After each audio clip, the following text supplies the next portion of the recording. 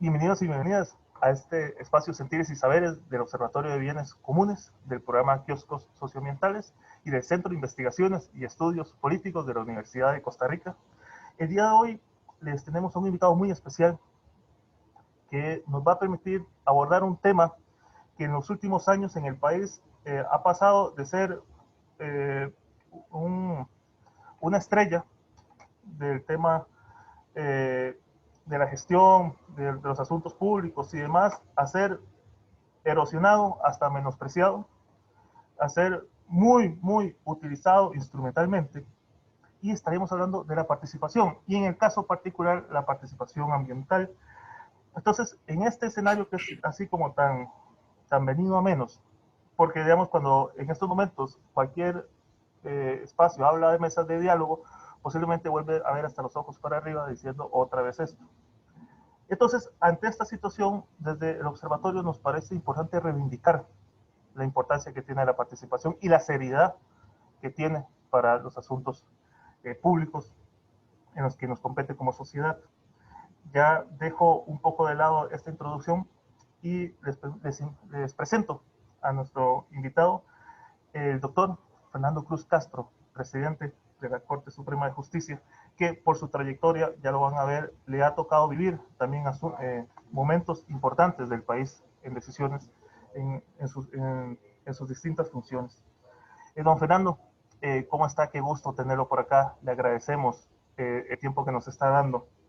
Y antes de entrar en todo este tema, nos gustaría tal vez si usted pudiera presentarnos para que aquellas personas que tal vez lo ubican solamente en uno de sus dimensiones o en una de sus funciones, lo pudieran conocer un poco más a fondo, un poco su trayectoria profesional como también académica que tiene. Muchas gracias. Bueno, ya con 72 años y con 48 años de estar en el Poder Judicial, es una historia que parece larga, pero no es tan larga, porque la verdad es que la vida es muy breve y en la brevedad nosotros creemos que es muy larga, pero no lo es. Yo estudié Derecho en la Universidad de Costa Rica y también estudié unos 3 años de Economía. Luego me convencí de que la economía matemática no era lo que más me gustaba. Terminé Derecho y ingresé a estudiar Ciencias Políticas y me egresé de la carrera de Ciencias Políticas. Luego tuve la oportunidad de recibir una beca del Poder Judicial del Estado costarricense para ir a hacer estudios de posgrado a España en Derecho Penal. Hice algunos estudios de criminología, pero en Derecho Penal obtuve el doctorado y regresé y he tenido diversos puestos y actividades en el Poder Judicial. Estuve casi 10 años en el Ministerio Público, un poquito más de 10 años, y estuve en todas las jerarquías, tanto las básicas como ser fiscal general o fiscal general adjunto, que en esa época era su jefe y jefe del Ministerio Público. Luego pasé a ser juez de tribunal. También fui juez, iniciando mi carrera, fui juez de faltas y contravenciones en Alajuela en el 72. Y finalmente en el 2004 me eligieron, teniendo 55 años, me eligieron magistrado de la Sala Constitucional.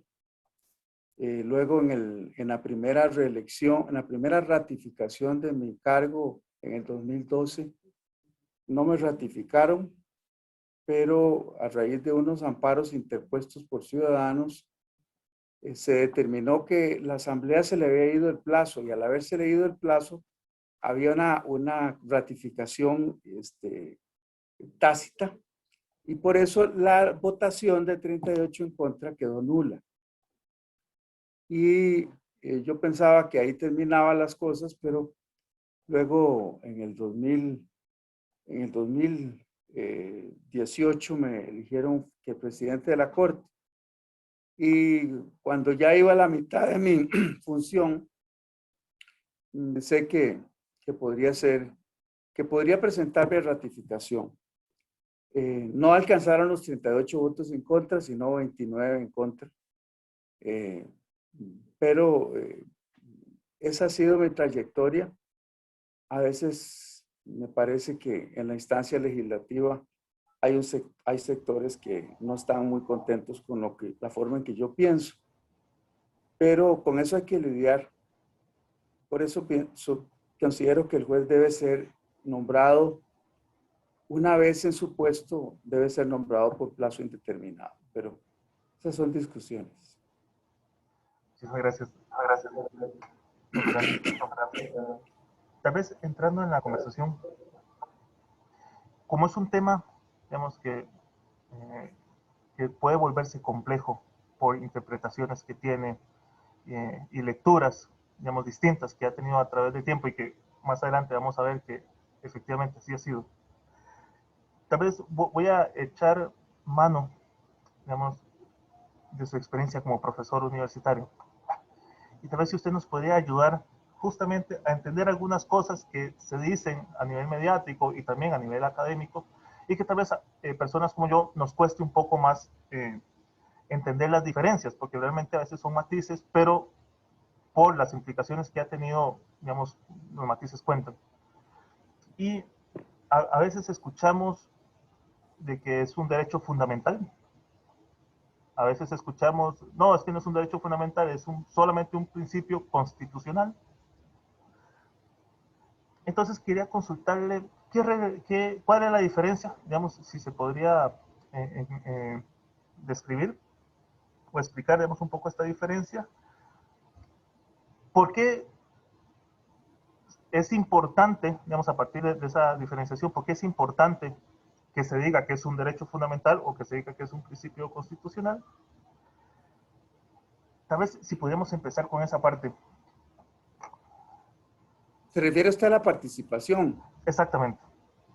Vea, es que en mi trajín, especialmente en la sala constitucional, pero en otras materias, en materia penal, las palabras tienen un valor simbólico, un valor ideológico y un valor real.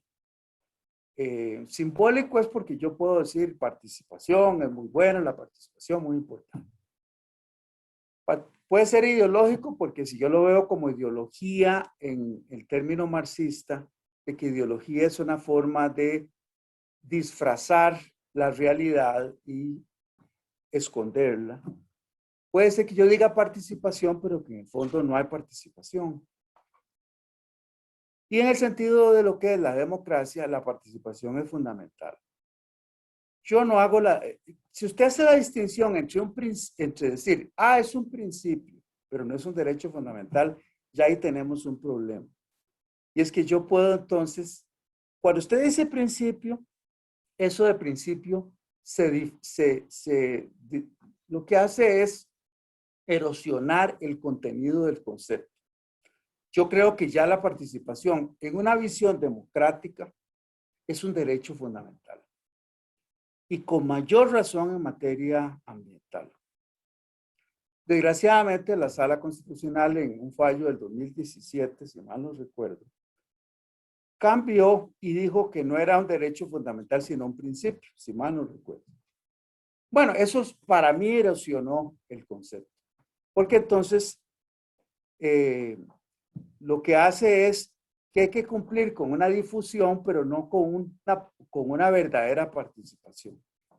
Y la participación debiera ser una participación que garantice a los ciudadanos el conocimiento, la conciencia de las consecuencias y una audiencia en que se garantice esa participación. Por ejemplo, en la audiencia de la AMPM Terminas, que lo discutimos, como era una cosa muy polémica, la audiencia para mí fue algo muy simbólico.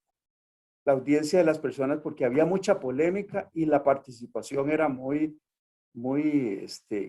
mucha irascibilidad y de apasionamiento. Bueno, con eso tiene que lidiar el que lo hace. Y con mayor razón en materia ambiental. La materia ambiental es una materia que le interesa a todos. Entonces, todos los ciudadanos en distintas dimensiones deben de participar, conocer y ser escuchada su opinión. Pero eso no es lo que es la regla. Con ese fallo de la sala debilitó esa participación.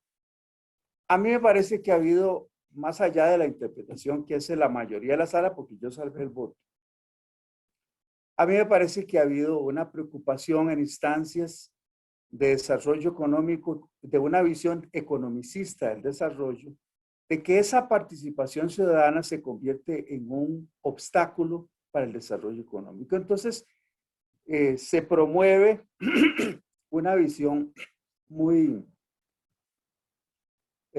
muy atenuada de lo que es la participación en sentido estricto. Entonces, por eso es que la democracia en serio es muy seria. Porque si yo quiero hablar de participación, la participación tiene que cumplir incluso algunos requisitos. No se trata de reunir a la gente y soltarles unas arengas y decir ya participaron. No, no, tiene que haber una conciencia del tema. Y esto es complejo porque, por ejemplo, una cuestión como la mina Cruzitas, cuando la comunidad tiene que enterarse, o como la terminal del Limón. Son temas de una alta complejidad. Por eso me parece que debiera haber un protocolo en las audiencias para que voces disonantes de los que impulsan el proyecto puedan cuestionar eso. Entonces, por ejemplo, si usted hace una audiencia de la mina Cruzitas, también debe escucharse las voces científicas, las voces técnicas distintas al que lo promueve para señalar los peligros de eso. Pero eso no se hace. La verdad es que en los proyectos de ambiente, los que promueven son los que financian esas voces científicas y no se escucha las voces, por ejemplo, de las universidades.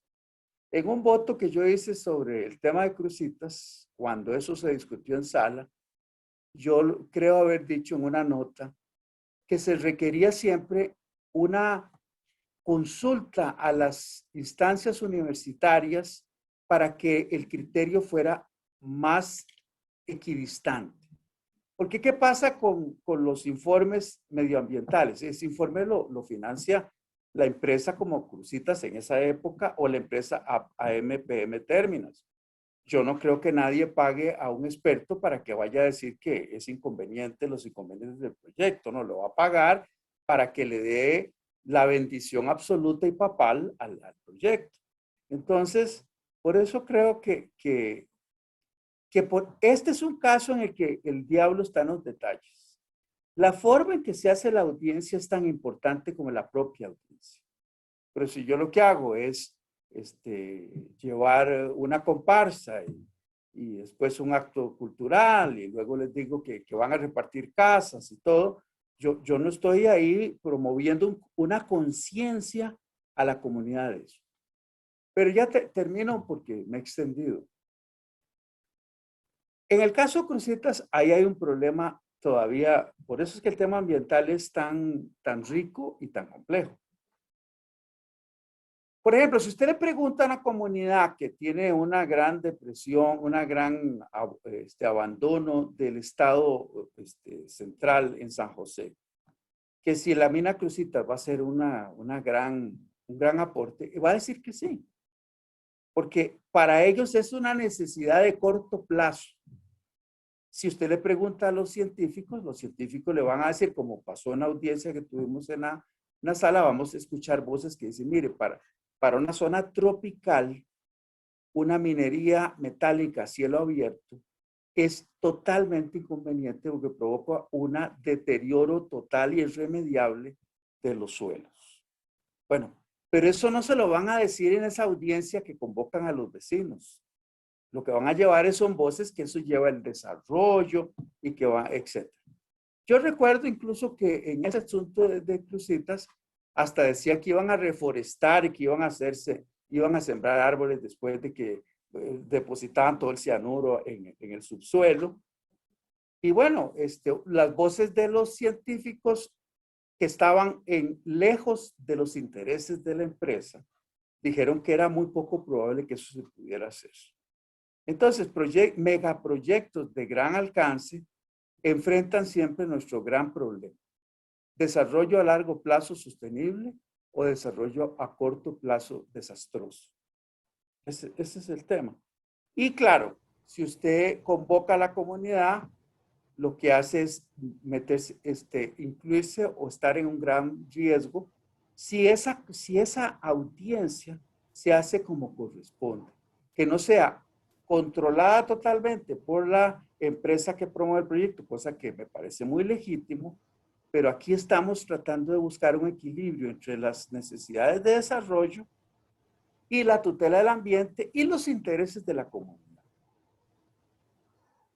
Don Fernando, tal vez para entender más la implicación que tiene precisamente esos distintos fallos, si usted podría comentarnos por qué, digamos, como comunidades, como sociedad y demás, es importante estar atentos y atentas a estos fallos que hace la sala, a los que usted ya ha hecho, digamos, en algunos momentos mención. Y, y especialmente la consulta es, estos fallos, digamos, que sale de la sala, digamos, para casos que son específicos, digamos, ya nos decía la parte de Cruzitas, eh, el fallo de Ocotal, digamos que es para un proyecto y demás. La pregunta es, ¿influyen, digamos, a futuro, digamos, en fallos que puedan tener tribunales ordinarios, digamos, que puedan decir, ah, como la sala ya dijo XY, Sí, claro. esto puede decir, digamos, un juez ordinario puede decir, ah, bueno, como la sala ya dijo, de que, no sé, de que una audiencia como tal está bien hecha, entonces la de ustedes también está, entonces se rechaza, digamos, alguna acción de participación o demás. Digamos, existe esa relación y por eso, digamos, es importante que como sociedad, como organizaciones, estemos atentos a este tipo, digamos, de resoluciones. Claro, la sala tiene una gran trascendencia porque lo que resuelve la sala, a diferencia de los tribunales ordinarios, tiene un efecto a toda la sociedad y a todos los tribunales. Le llaman erga omnes, es decir, a toda la comunidad judicial, a todos los tribunales, a todas las autoridades. Sí tiene un efecto importantísimo. Por eso es que hay un gran celo de los grupos de poder fáctico y de poder formal de que quién van a nombrar en la sala constitucional. Entonces, claro, eso es un tema importante. Irán a nombrar a un ambientalista en la sala constitucional, yo siempre lo digo. Apuesto por ver si van a nombrar a un ambientalista alguna vez. Y si lo nombran, probablemente va a ser un ambientalista muy conservador. Pero todavía no se han animado ni siquiera a nombrar un ambientalista. De manera que el poder también se encarga de buscar un cierto control sobre cómo va a resolver la sala. Y el tema ambiental es fundamental porque en el tema ambiental se enfrentan las visiones sobre cómo es el desarrollo económico. Y si vamos a renunciar un poco a lo ambiental, pero la palabra clave es si es sostenible. Ahora usted me pregunta la trascendencia de la sala. Claro que sí, muchísima. Si la sala, por ejemplo, dice, el tema de la participación no es un derecho fundamental, ahí tiene un efecto tremendo sobre todos los tribunales que van a conocer controversias sobre este tema. Absolutamente. En el tema de Cruzitas fue algo que provocó un terremoto político económico.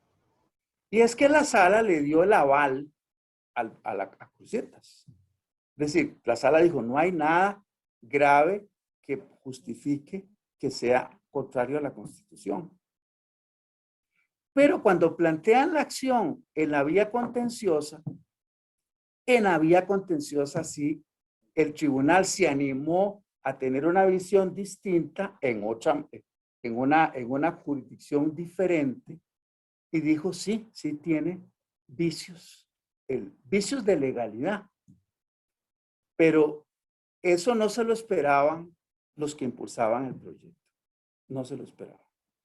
Y conste, no fue solo por problemas ambientales que no pasó el examen ante el contencioso. Fue por temas que tenían que ver con temas de legalidad y de constitucionalidad visto desde la perspectiva del tribunal. Entonces, es un caso muy interesante.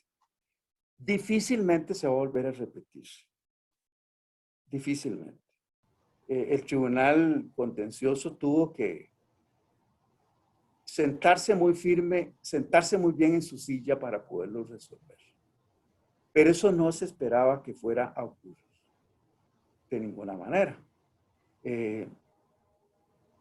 Y claro, la gran pregunta es si usted puede hacer esas explotaciones en un terreno tropical tan variable, tan voluble, el tema de la minería metálica con química a cielo abierto. Puede ser que otras cosas cambien, se puede darse. En el caso de Crucita, Gilbert Armijo y yo salvamos el voto. Mi impresión siempre fue que una de las cuentas por cobrarme a mí en el 2012 fue ese fallo. ¿Sí? Porque es muy interesante, porque a don Gilbert Armijo no lo iban a reelegir cuando lo ratificaron un poco antes que lo hicieron conmigo. Pero por una circunstancia muy particular que no voy a comentar, eso no se pudo concretar. Y luego la cosa vino conmigo. ¿Qué significaba? Que habían dos personas que podían tener una voz disidente, muy proambiente, etcétera. Es mejor asegurarse que el criterio de la sala sea muy conservador. Así es que no estamos hablando de cualquier cosa, ni uno debe ser tan ingenuo de pensar que cuando se elige un magistrado, también se piensa cómo piensa ese magistrado para saber que los fallos van a ir en determinada dirección.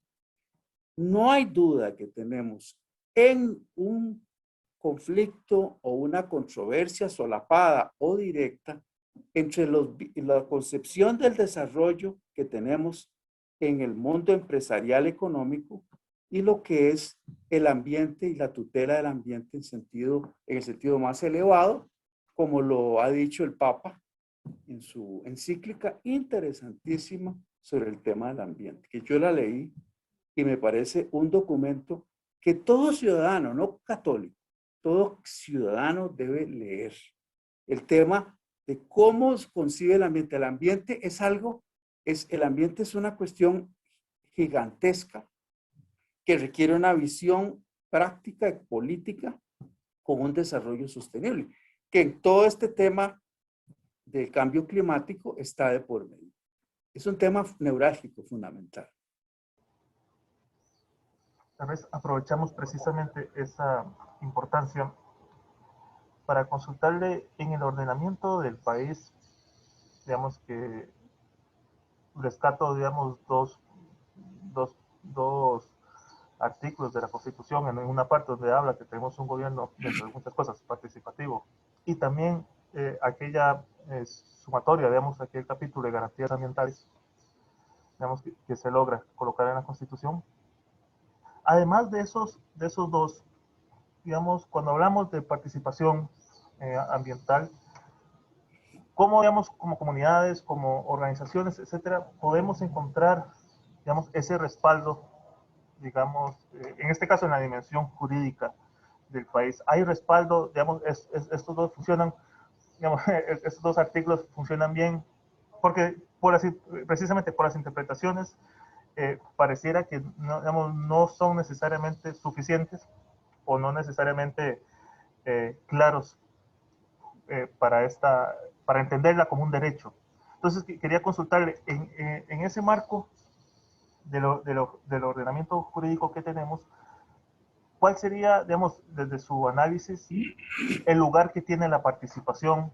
Ya vimos que la sala, digamos, tiene un criterio que expresó en el 17. Entonces, a partir de ahí, digamos, una fotografía del momento actual, digamos, de la participación, ¿cómo, digamos, la estaría viendo don Fernando Cruz en este 2020? Bueno, a partir del fallo de la sala, difícilmente va a llegar un amparo reclamando que no hubo participación, porque como no es un derecho fundamental, sino un principio, ahí está excluida la sala.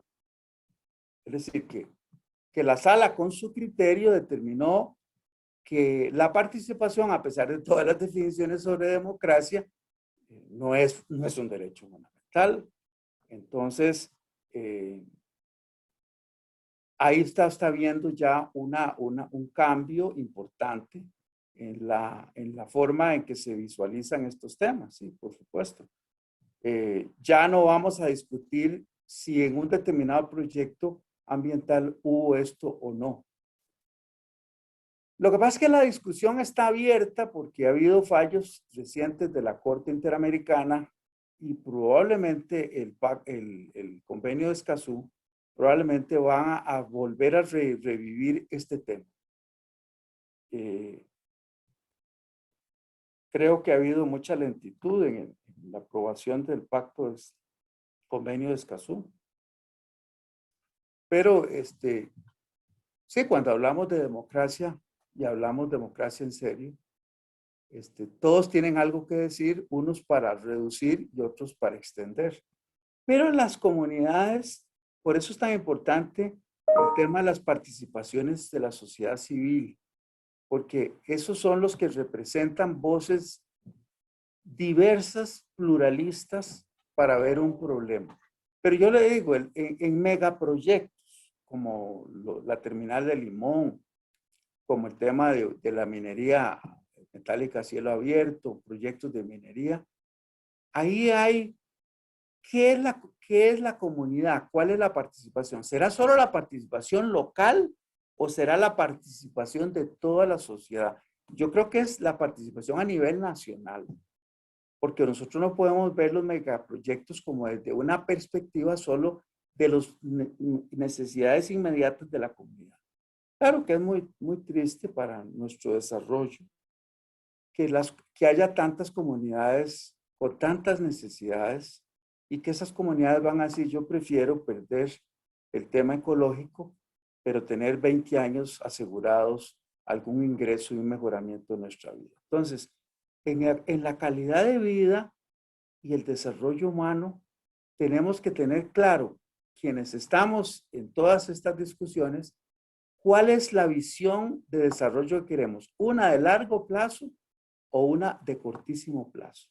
Para los países pobres se tiende a buscar que lo que necesitamos es de cortísimo plazo. Usted dé lo suyo, sus riquezas, y luego si usted queda con los suelos degradados, inservibles, ese es un problema suyo como país pobre. Nosotros ya le dimos lo que usted merecía.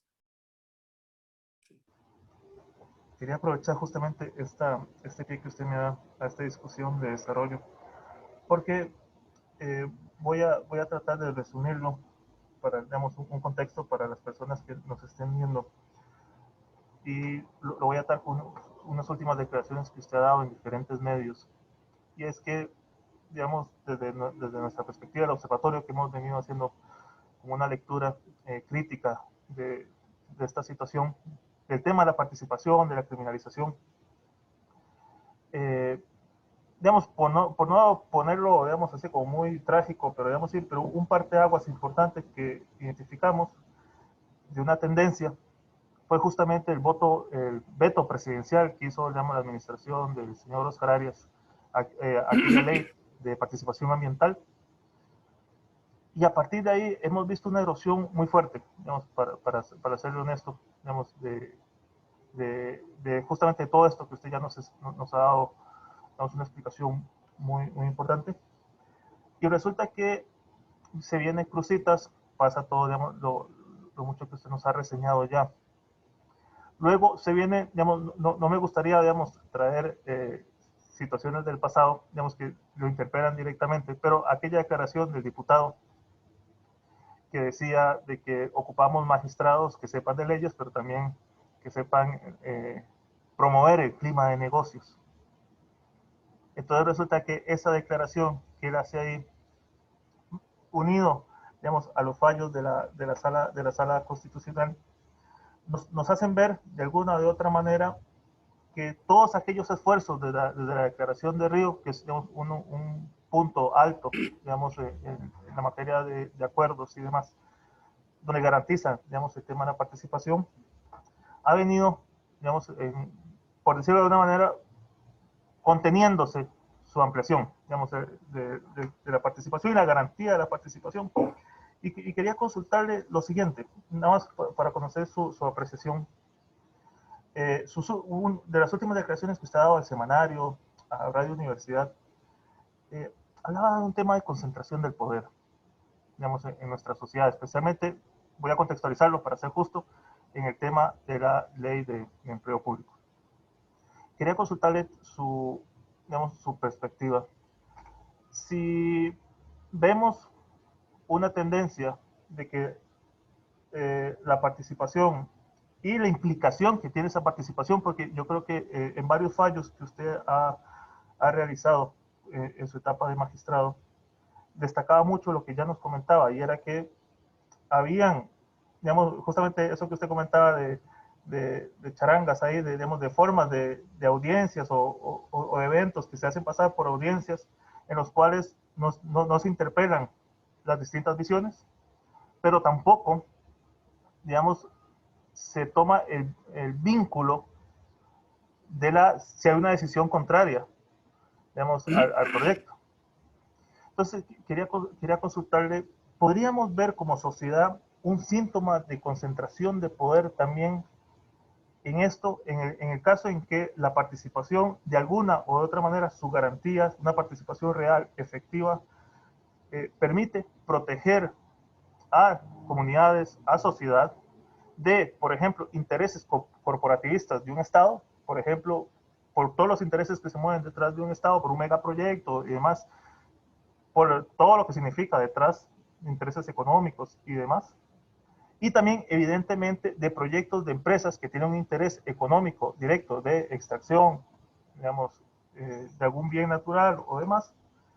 ¿Cree de que podríamos ver algún síntoma ya comprobado en el tiempo, digamos, de un tipo de criterio de ciertas élites de concentración de poder, digamos, manifestada en esta, digamos, en esta situación de la participación ambiental? Bueno, en la cuestión ambiental, la participación ciudadana tiene muchas debilidades. La que les decía, por ejemplo, los grupos ciudadanos tienen muy poco espacio para poder tener la voz de científicos, de conocedores, de técnicos que conozcan el tema desde una perspectiva distinta a la de la empresa que lo promueve, lo cual a mí me parece muy legítimo. Pero que para que yo pueda juzgar eso lo pueda hacer. En materia ambiental es difícil. Claro que cuando usted ve en una macrovisión, cuando la sala en el 2017 dice que la participación no es un derecho fundamental, para decirlo en términos muy sintéticos, ahí hay una concentración de poder. Porque entonces la participación ciudadana, se vuelve una entelequia, porque ya no es un derecho fundamental que yo pueda traducir en parámetros, sino que es un principio de participación. Yo podría decir que el principio se resuelve con solo notificarle a la comunidad o hacerles ver las bondades del proyecto. Ahí hay una concentración de poder. Ahora, en la ley de empleo público, con todas las necesidades fiscales que hay, esa es la justificación inmediata. Pero para mí sí tiene un efecto de concentración de poder. Por ejemplo, si usted ve las universidades que representan 10,000 personas de funcionarios, ¿qué incidencia tiene eso tan grande en el presupuesto? Es más, esa discusión se ha dicho en la asamblea, que planificación no ha podido dar las cifras de cuánto se va a economizar con esa intervención económica sobre las universidades. Y voy a lo del Poder Judicial. En el Poder Judicial somos 13,000 funcionarios. Representa el 5% del presupuesto total del Estado. El 5. Pongámosle el 6. Bueno, si usted interviene económicamente en el Poder Judicial controlando salarios, eso va a resolver el déficit fiscal. Evidentemente, con estas cifras que le estoy diciendo, no. Y además, tampoco a mí me han traído de parte de planificación las cifras de cuánto se va a economizar si intervienen, controlan los salarios en el Poder Judicial. Entonces, no me cabe la menor duda que el efecto, aunque no sea la intención original, el efecto de esta ley es la concentración en el Ejecutivo del control de universidades, poder judicial y corporaciones municipales. Y todas con un discurso un poco distinto desde el punto de vista económico. ¿Podrá decirse que si usted controla los salarios en esos sectores, se va a resolver el déficit fiscal? Me parece que no. Y el efecto real a largo y mediano plazo es una concentración de poder. Es decir, el poder ejecutivo, cambiando cada 4 años, va a tener una incidencia. Y las normas son muy flexibles. Es muy interesante ver que la gran polémica en la década, en el 49, en la constituyente, fue tratar de evitar esas concentraciones de poder, porque todas las instituciones surgen en la década del 40, más o menos, para no entrar en detalles. Y sin embargo, la propia doctrina constitucional ha dicho que cuando se crean presidencias ejecutivas, instituciones autónomas, cuando se reforman las autonomías de las instituciones autónomas, todo eso constituye una concentración de poder. Eso sucedió en los 70s. Bueno, ahora yo creo que se da un paso más.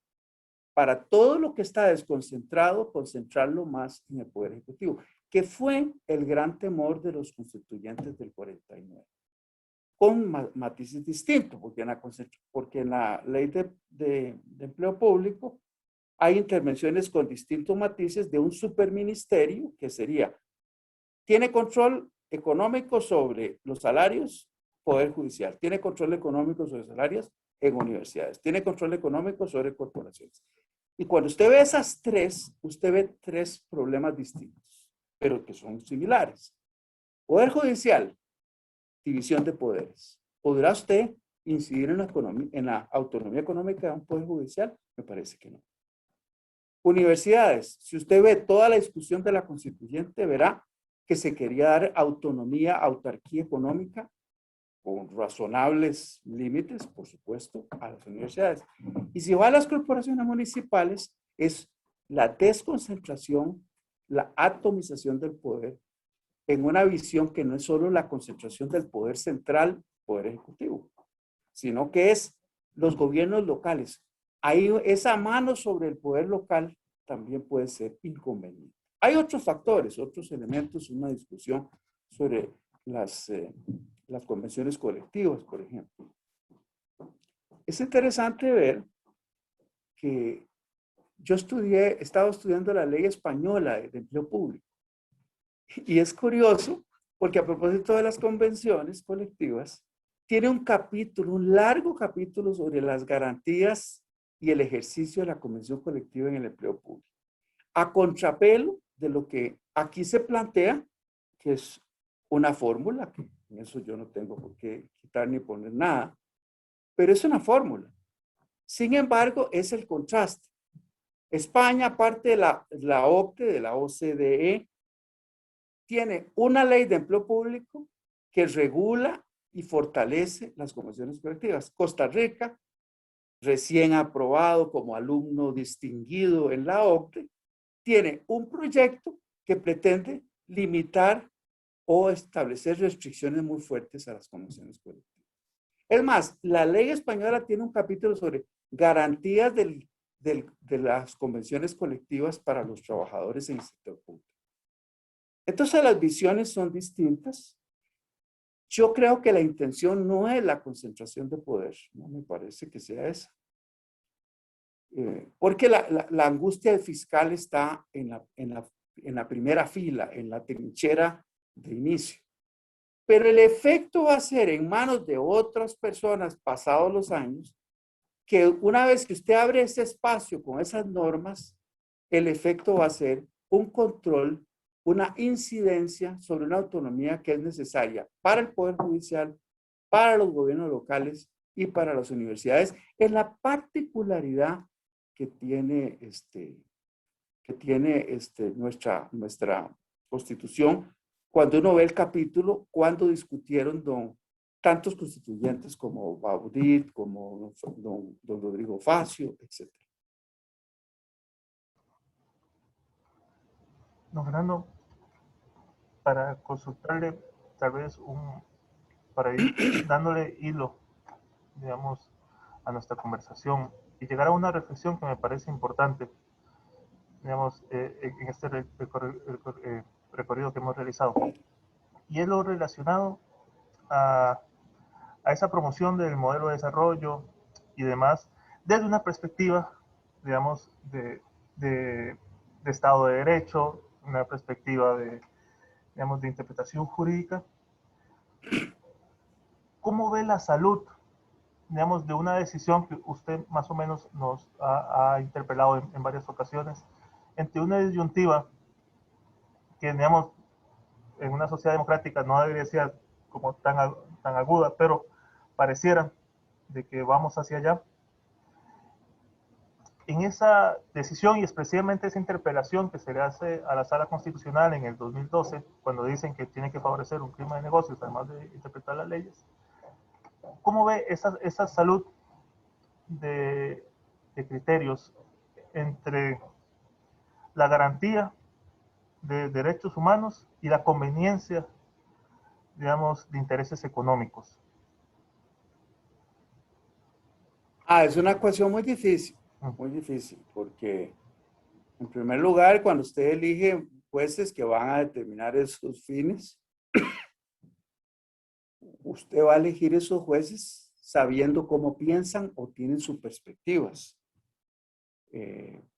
Va a tratar de asegurarse que tenga una visión conservadora en ese campo, de tal manera que las salas y los jueces tengan una visión muy poco extensiva del tema de los derechos fundamentales.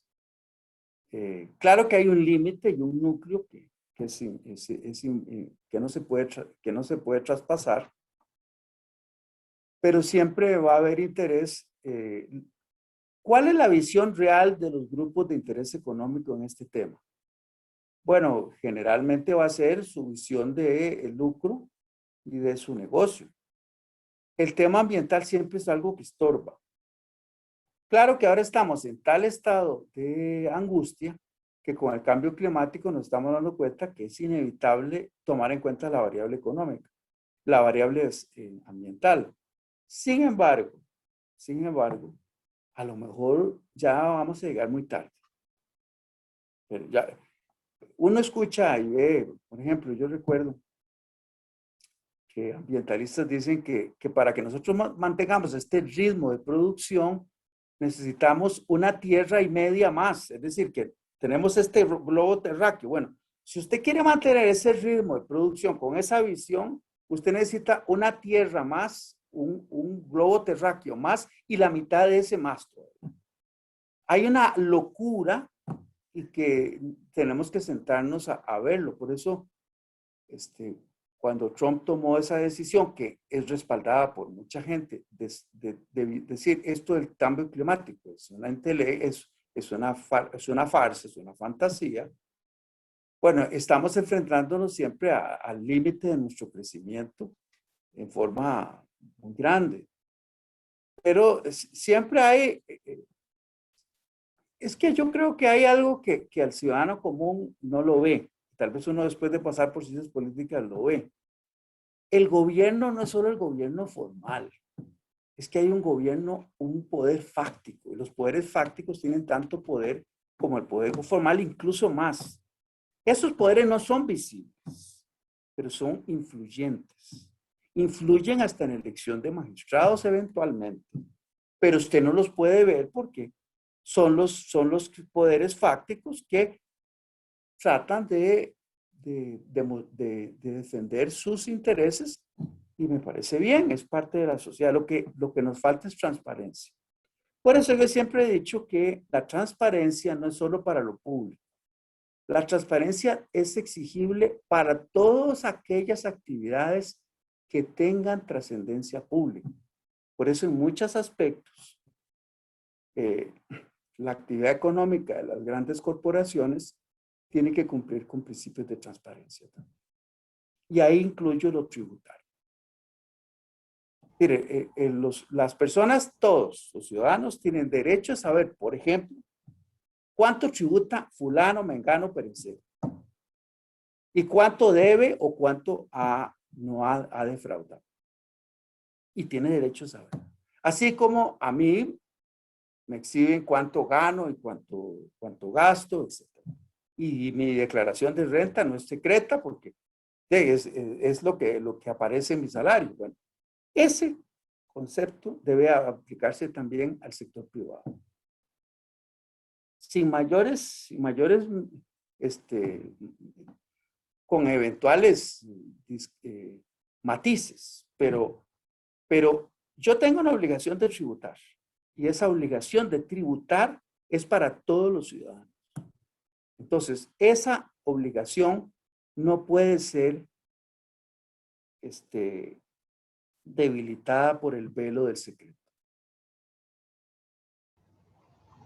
Don Fernando, aprovechando esta interpretación que nos hacía, quería consultarle algo, porque a veces como sociedad civil, como organizaciones, comunidades y demás, ante estas tensiones, digamos, que usted nos describía, a veces nos vemos con las manos como amarradas, porque justamente cuando usted hablaba de poderes fácticos, digamos, y, y precisamente tal vez a conveniencia de la erosión de la participación, entonces el acceso, digamos, que tienen estos poderes fácticos a ciertos espacios de toma de decisión, por decirlo de una manera, son más directos que, digamos, de muchas organizaciones o de muchos ciudadanos o ciudadanas, digamos, preocupados y preocupadas que estén.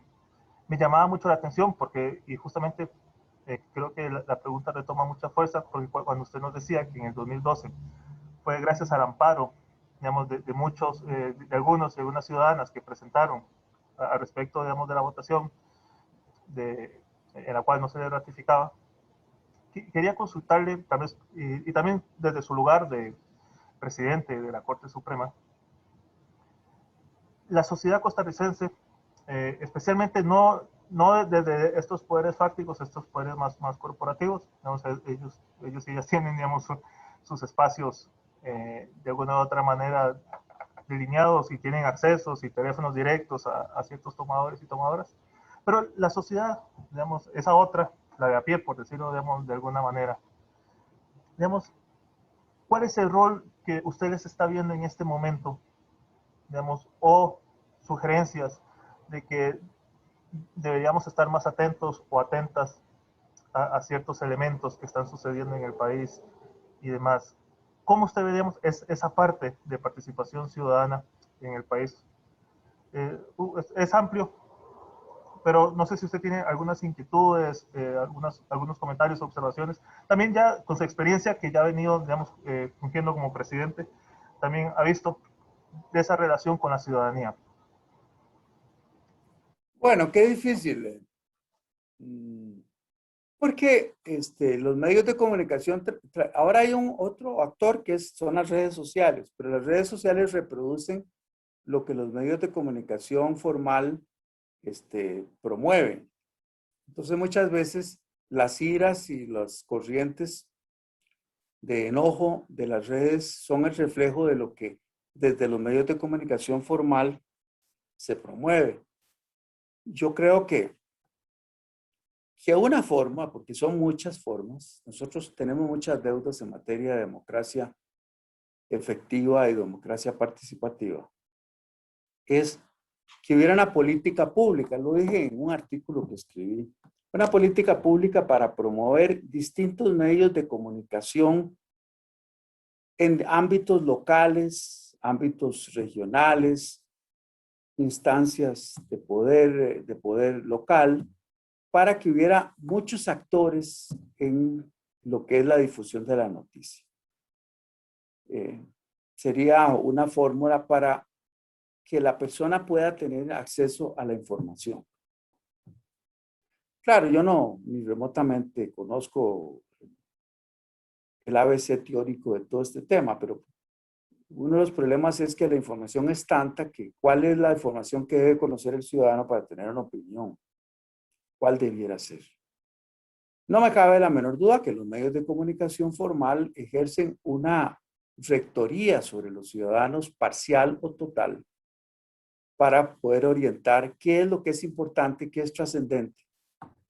Y muchas veces con las redes el ciudadano recibe alguna información veraz, pero en otras ocasiones, la mayoría, queda atrapado entre el enojo, la frustración y el desconocimiento. Entonces yo creo que ahí hace falta esto, eso que le digo. Quizás hace falta mayor participación, un cambio en el tema de los partidos políticos, pero no tengo una idea clara sobre eso. Promover algunas ideas de cambio político que nos hace falta para asegurar la participación. Nosotros tuvimos un proceso para pasar de un voto público a un voto secreto, por ejemplo, que fue una gran garantía. Pero hay otras garantías que están pendientes que debemos de buscar hacerlo.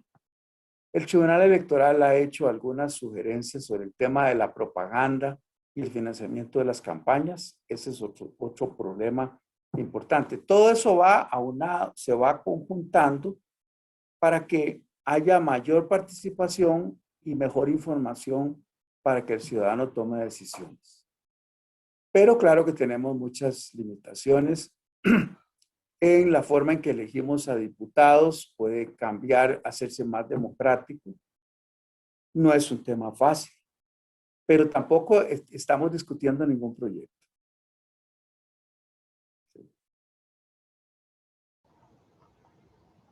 Don Fernando, lo mencionaba antes y para sumar un poco a esta intervención y profundizar un poco su valoración al respecto, digamos, de estas pistas que nos estaba dando. Costa Rica firmó en el 2018 el Acuerdo de Escazú y, digamos, por diferentes motivos, digamos, habrán interpretaciones para entender digamos, el rezago de tiempo que se tiene ya para la aprobación por parte de la Asamblea. Desde la perspectiva del Poder Judicial y un poco unido a esto, porque este acuerdo tiene elementos, digamos, de garantías de participación y también digamos, de derechos para defensores y defensoras ambientales.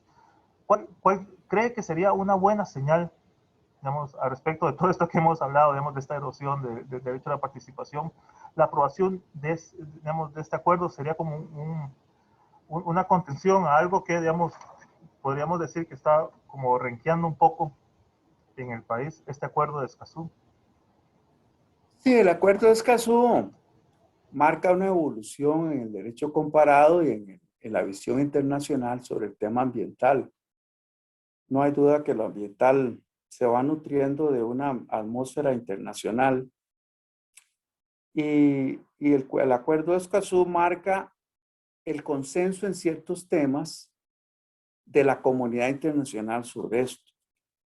Así es que no me cabe la menor duda que una vez que se superen las limitaciones de voluntad política sobre esto, de diversa índole, formal o de fondo, sí creo que no tengo la menor duda que va en favor de una concreción de temas que están un poco indefinidos. Uno de ellos, que me parece importante, es el tema de la protección de los líderes ambientales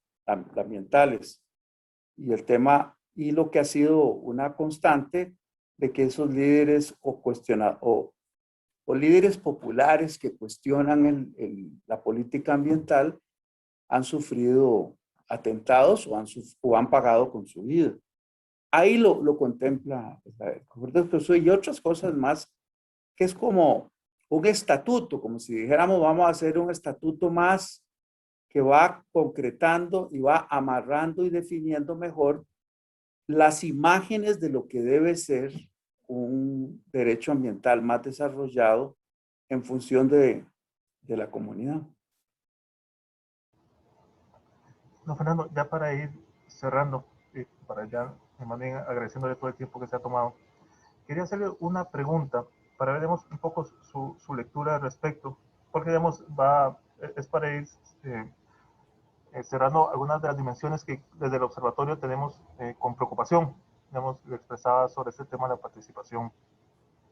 Y es que también al respecto, digamos, de estos procesos, digamos, de criminalización que a veces sufren distintos líderes y lideresas, digamos, defensoras ambientales, quería consultarle algo, y es que resulta que con el tema de la erosión de la participación, de otra manera, se erosionan también los espacios reales de incidencia política, digamos, de diferentes instancias, personas y demás. Y empieza a surgir, digamos, empieza no en el sentido de que fue ayer, sino digamos, de que ya tiene un proceso de estar apareciendo, un término que en la región y en otras partes se ha utilizado mucho, que es el de judicialización de la política. Quería consultarle, ¿hay un síntoma, digamos, real de que al irse cerrando los espacios de discusión política en donde deberían deliberarse ciertos asuntos, terminan, digamos, terminan en estrados judiciales, terminan evidentemente, en la sala constitucional también? Hay un síntoma, se podría decir de que hay un síntoma un poco de eso, de que algunas situaciones, salvando evidentemente aquellas que son de amenazas de muerte y demás, digamos que tienen otra categoría, pero digamos, podríamos decir que este proceso de judicialización, digamos, de la política, en donde lastimosamente a muchos líderes y lideresas se les expone a procesos de alguna u otra manera desgastantes, o que tienen que trasladarse, digamos, de la comunidad donde viven a otro lugar, en lo cual les provoca tener que dejar de lado su papel, digamos, de facilitador, de coordinador, digamos, de ciertos espacios. ¿Habría algo de eso, o usted considera de que, digamos, este comentario que le estoy haciendo está un poco salido, digamos, de este tema de la erosión digamos, de la participación? No, no, me parece que hay que precisar bien qué tiene de malo la judicialización de la política y qué tiene de inevitable. Puede ser que haya una pretensión de parte de grupos que participan en política o de ciudadanos que pretenden que lo que no se resuelve en la política se resuelva judicialmente. Ahí puede haber deformaciones y distorsiones. Pero es que también, por otra parte, yo creo que hay temas que son inevitables que tengan que judicializarse. Lo que pasa es que usualmente han estado lejos de lo judicial, porque lo judicial solo ha sido para valorar lo individual. O en el tema de actos incorrectos de personas que participan en política, no ha habido un foco adecuado para poderlo visualizar y procesar en lo judicial. Pero sí es cierto que tomo lo que usted acaba de decir, porque muchas veces usted nota una alta judicialización de la política porque hay una alta o una deficiente abordaje desde la política del tema que llega al judicial. Es cierto. Entonces hay temas que podrían haberse resuelto en instancia política con mayor agilidad y eso termina en estrados judiciales que en algunas ocasiones no es el estrado, no es el ambiente o el escenario mejor para resolver eso. Ahora, la sala constitucional es inevitable que en la sala, cuando tiene que ver con el texto constitucional, se judicializa una discusión. Eso no me cabe la menor duda. Muchos temas. Tema ambiental, bueno, el tema ambiental está de por medio. No tengo la menor duda. Hay un temor siempre a cómo va a resolver la sala. Imagínense cómo no iba a haber preocupación de qué va a resolver la sala en el tema Cruzitas, por ejemplo. Porque era un megaproyecto de trascendencia nacional y que resulta que un tribunal va a decidir si aquí hay un problema medioambiental o no. Bueno, yo no podía visualizar que eso en instancia contenciosa iba a naufragar, pero no fue estrictamente porque hubiera una revisión de lo ambiental que había resuelto la sala, sino cosas que surgieron después en una examen que es más detallado en la legalidad contenciosa. Pero sobre eso sí nos movemos entre la judicialización de la política, por ejemplo, que los procesos penales se conviertan en una manera de eliminar rivales políticos, por ejemplo. Si usted, pero bueno, entonces uno ahí surge de nuevo con una gran alta luminosidad la necesidad de que el Poder Judicial sea independiente. Y la Fiscalía y Poder Judicial. Algo de esto está en la discusión de lo que ha pasado en Brasil, ahora que absolvieron para volver otra vez a juicio al líder que fue presidente. Y sí es cierto que ese es un gran reto. Es un gran reto que el Poder Judicial, la instancia jurisdiccional penal, sea la que enjuicie a altos líderes políticos en juicios de este tipo. Don Fernando, ya creo que le tomamos tiempo en esta conversación. A mí agradecerle muchísimo el espacio, su tiempo y la forma tan clara en que ha abordado, digamos, las diferentes cuestiones y temas que hemos conversado. Tal vez, como le comentaba fuera de la grabación, este es un espacio que procura ser de diálogo y que procura promoverlo, digamos, en distintos niveles. Y quería consultarle si tiene a bien, para aquellas personas que nos estén viendo en sus casas, en las universidades, en sus comunidades y demás, si quisiera dejarnos algunas preguntas, algunas inquietudes que ya, digamos, desde su tomando favor de toda su trayectoria, usted tiene respecto de estos temas que hemos conversado, digamos, algunas preguntas que a usted le gustaría, digamos, y ahí le tomo su parte de profesor, algunas preguntas que a usted le gustaría de que como sociedad abordáramos para poder seguir profundizando este tema de la participación real, de la judicialización, digamos, de todos esos temas que hemos comentado, que usted diga, qué bonito sería que la sociedad y distintas comunidades y distintos actores puedan reflexionar sobre estos temas, que usted considere que sea valioso y que permita profundizar, encontrar ese camino hacia esa democracia que estamos construyendo. Bueno, qué difícil poder establecer esto porque la participación ciudadana, por diversos factores, es poco flexible o poco activa. Me parece que hay muchas razones en los medios, las redes, que hacen que el ciudadano no tenga oportunidad de plantearse interrogantes. Pero sí creo que ojalá se plantearan distintas reformas y que se pudieran hacer. Yo lo que veo es que en general hay una gran resistencia a cualquier reforma, tanto en las redes como en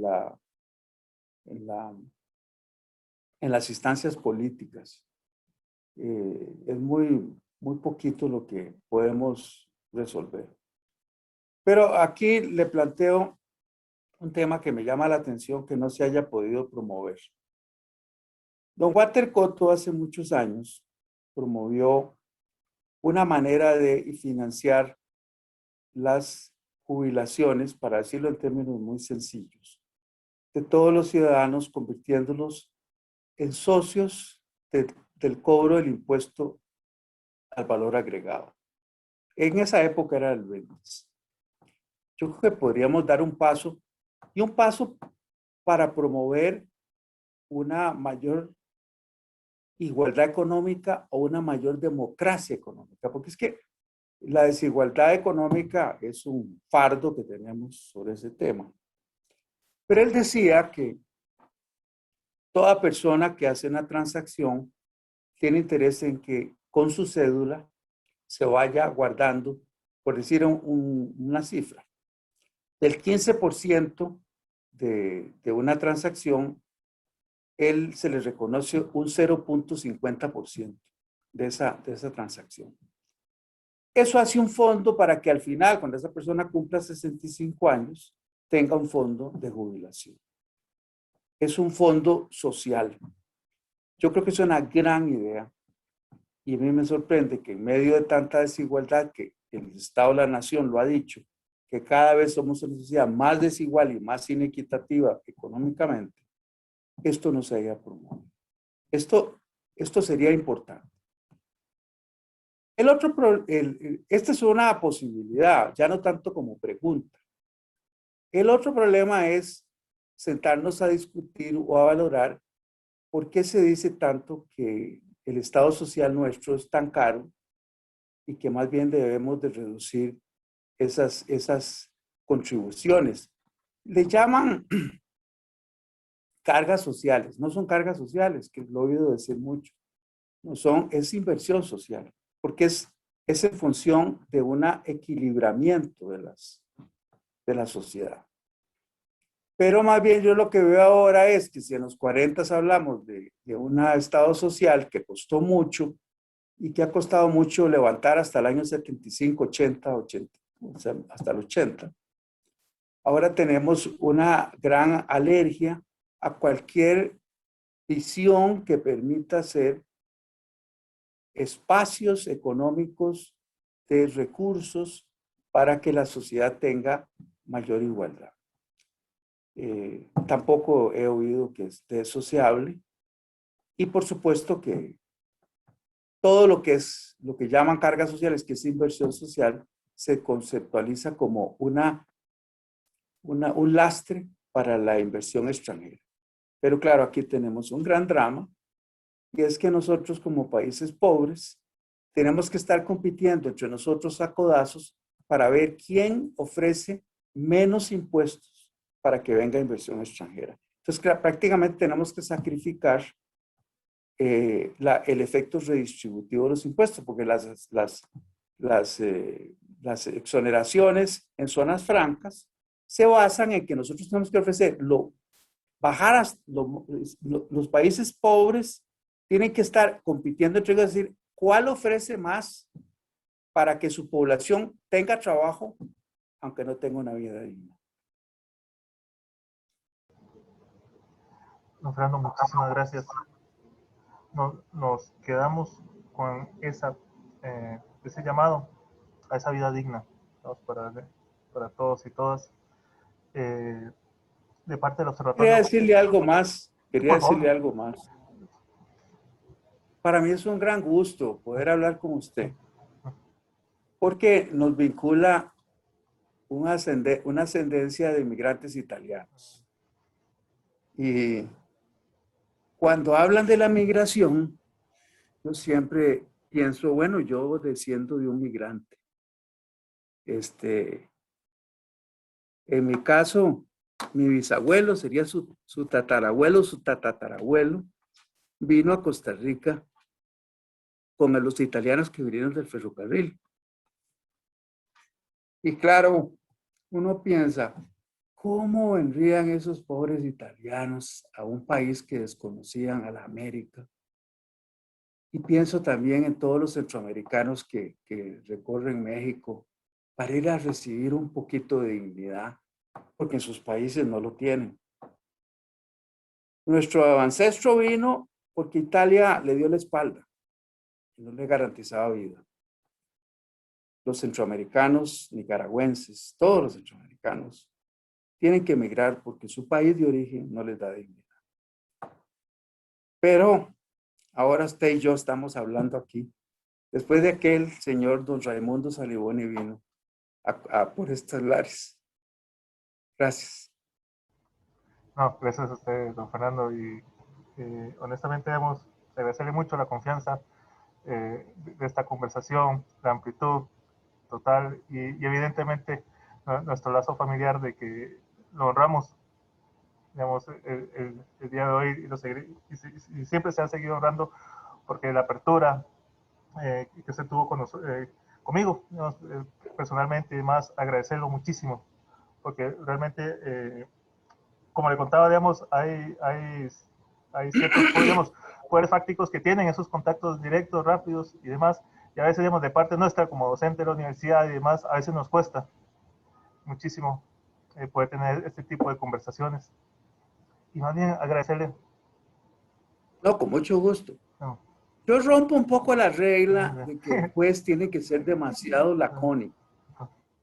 A veces creo que a veces las personas y los políticos, algunos sectores políticos piensan que los jueces somos de poca palabra, de prudente silencio, que en el fondo casi nos convierte en bobos. Y uno no puede ser un bobo. Si uno está de juez y va viendo las cosas, uno debe decir las cosas, lo que piensa, siempre guardando las formas y no ofendiendo, pero no convertirse en un temeroso, silencioso juez. sin más que decir, yo creo que esas últimas palabras le describen perfectamente dentro de toda su trayectoria. Muchísimas gracias, don Fernando. Y hasta la próxima, A la próxima. cuando tengamos la oportunidad. Muchísimas gracias. Gracias.